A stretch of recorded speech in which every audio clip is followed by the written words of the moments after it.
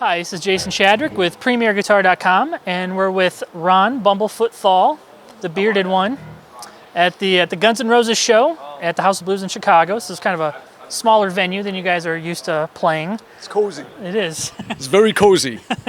So you're going to walk us through the guitars you're bringing out on this run and the amps and effects. So let's start with what do you got here? Which one you want to pull out first? Let's start with the first thing we got. We got ourselves a Reissue GV guitar. It is a single cutaway Les Paul style guitar with 5-way toggle, volume and tone. 22 frets. The cool thing about Reissue guitars, I've been using them since around '97, and what I liked about them is, there's a bunch of things. One, they got the 0 fret right there, which is just kind of nice on the. It's good. It's makes me happy. 0 frets make me happy. Instead of having a metal truss rod going through the neck, they have this. You see that little strip there? And it's getting the light. That doesn't help at all. But he's got the strip of graphite going through the neck, and the wood is stuck to that. And I have beaten the crap out of these things in all sorts of adverse conditions, and the necks always stay consistently perfect. So that is probably my favorite thing, and my tech's favorite thing about them is that the necks are always right on. And you don't have tuning changes going on as you step away from the flames and into the front of the cold stage in Sweden or something like that. And so that's a very good thing. Mm-hmm. So this one I use for a lot of the stuff. I have a backup. My backup to the single cutaway, single neck guitar is my 89 Gibson Les Paul reissue at a 59. Can't go wrong with these. Mm-hmm. Stock pickups? Colors, yeah. Mm-hmm. And it's so pretty. Yeah. It looks in pretty good condition for being as old as it is. Yeah, it's not bad. A couple of belt marks in the middle. But you know what? I don't mind that. I like when they have mileage on them, It's like, I remember exactly, like, this knife wound right there was from Sheffield, England in July of 2006. They bring back memories, So, yeah. So, yes, 89 reissue with a 59. Let's put this one away. So you use the Reissue and the backup Les Paul for most of the set? Oh, I would say half, and then the other half I'm using the double necks. Okay. The double necks. All right, here we go. Look at this. All right. Yeah! Feel the weight of this thing. Ready? Yeah. That's heavy. Yeah. It's like carrying 8 Les Pauls. It's about 30 pounds. All right, now this thing, there's a whole lot going on with this. Where do we begin? We got ourselves a 24 fret down here. It's also a Reissue, all the necks. Same deal with the 0 fret and the truss rod graphite thing instead. And so here's what we got. Let me kind of like lay it down a little bit like that. And we will hold it here. So starting with this, we have a Dimarzio tone zone and a chopper. Same here. We have a volume knob. I didn't want tone knobs. I never really use them.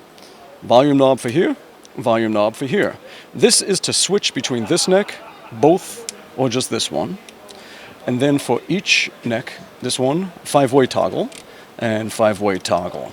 And the way it's set up is you have the bridge pickup, you have the bridge pickup single coil, you have the bridge and neck together, bridge and neck out of phase, and then just the neck. And we have a kill switch. So for all the Chinese, stuff, we got that. This little hole right here is a magnet in there. I don't know if it's still working, but that's where I keep my thimble. Pops in there, get it out, and sucks it back in with a little magnet. And this I use for a lot of stuff where I'm playing. I need notes beyond the fretboard that are higher in pitch. So I use this and touch it to the string, and that's how I get those notes. So I kind of tap with my little pinky, whatever else I need. This wound is from playing so hard that it scrapes away all the skin. That happens every tour.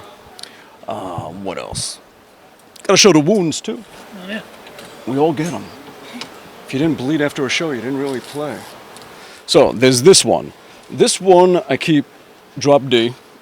And then we have a backup of this right here. And this one I keep not drop D. Although the fretless on both is drop D. And it's the same thing, except it has this lovely textured black finish to it. Touch it, please, touch it. Yeah. Nice. And that's it. I keep it pretty damn simple. Mm-hmm. And my philosophy with it all is like, you should be able to do the whole show with one amp setting and one guitar, and then work up from there. So Have you ever had things go wrong where you've had to use one guitar and one amp setting? yeah, things all... You can count on things happening, yeah. Anything is going to happen. You don't know what it is, but something will happen. An amp will die. There was a time I was playing and held it out to the audience and let them play it a little, let them strum it. And one guy got a little exuberant and decided to rip off all the strings. He just grabbed the strings and just ripped them right off. Wow. He wanted a souvenir, I guess, and I was like, what'd you do? So, Tell me a little about the reasoning behind using a double neck with one fretted and one fretless. well, in a lot of the Chinese stuff, I added into the album a lot of fretless guitar parts. And between that and the non-fretless, it's good to have both. So this way I could just switch and jump to the fretless and back. Even for the old stuff on Appetite, you listen to the album and he dubs in a slide that suddenly comes in right in the middle, right before a solo. I jump onto that neck, hit it, and jump right back onto the fretted. It's a nice little extra little piece of weaponry to have. And also that's kind of my thing. I play fretless, and this way I could just incorporate what I do in there and just do the little bouncing back and forth. And it's a lot easier to have both necks on one guitar than it is to wear two guitars.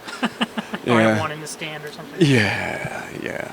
Really just one. These are Richard's, but this one, mine, and a backup of it, is a company out of Orange County, California, called Parkwood. Big Bob, tune my guitar!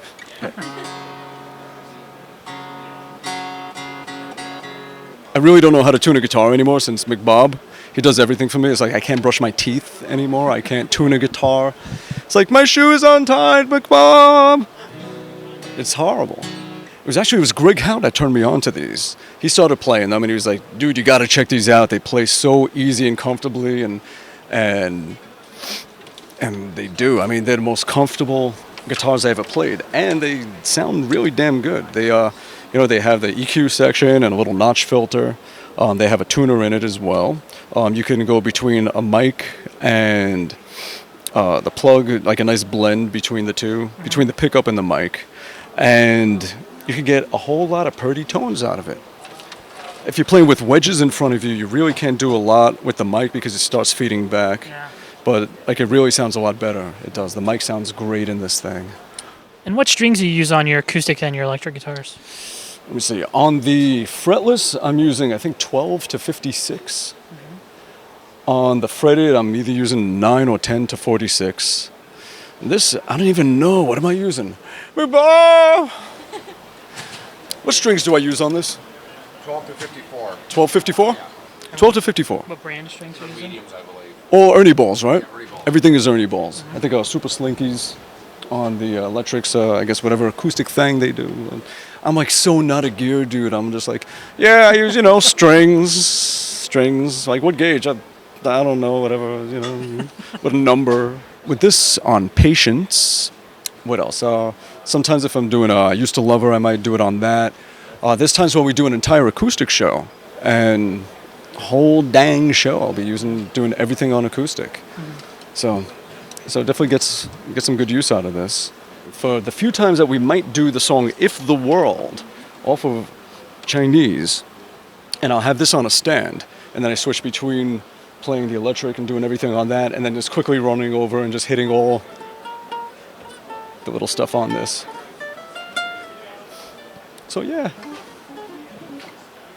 And this thing, what can I tell you about this? Not much. It's got nylon strings, 6 of them. It's Godin.